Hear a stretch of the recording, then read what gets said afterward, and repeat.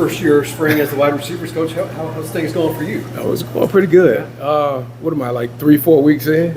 Yeah, it's moving. It's going pretty good.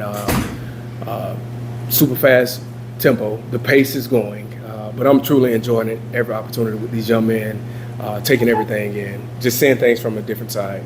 On the coaching side now, I get to put my hat on instead of me being a player for many years, and then also, being the player development guy, just around the guys and just kind of speaking to them about the game. Now I actually have to inject myself with them now. So, what's your impression of the group so far? Everybody's quite familiar with Chris and Colin, but your overall impressions of all of them? My impression of the guys are pretty good. I think these young men, everybody outside of, like you're saying, Chris and Colin, we know of those guys. And then you look at the second and the third tier guys. This is where my coach and myself and Coach Mason Petrino, where our coaching development kicks in now.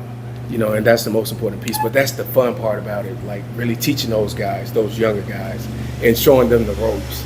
That's the part where you get a lot of joy out of. Like Chris and Colin, I don't fool with them, man. They're pros, and I love it. Those two young men, they come to work each and every day, and they bust their tails on the football field for us. So I'm super pleased with what they're doing and the outcome. Has that tempo been the biggest adjustment from your previous role, or what has been the biggest adjustment, right, for me? Yeah. Going from player development to actually coaching is pretty much the install, in which I'm perfectly fine with it, but every day is like 50 plays.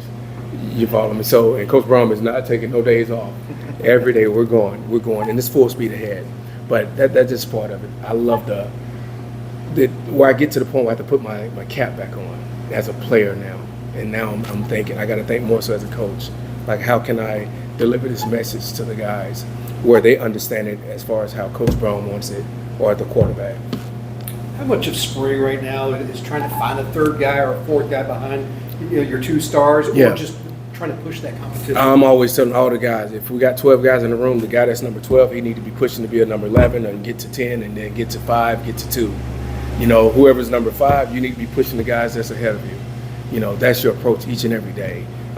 It's all about a healthy competition. How they say iron sharpens iron. The most important piece, that anybody that's behind Chris and Colin, they need to be fighting to get on the field. Anybody impressed you or surprising you at this point, pushing themselves up that chart? I think all those guys are doing an amazing job for us. If you ask me just to handpick one guy, it'd be hard to say.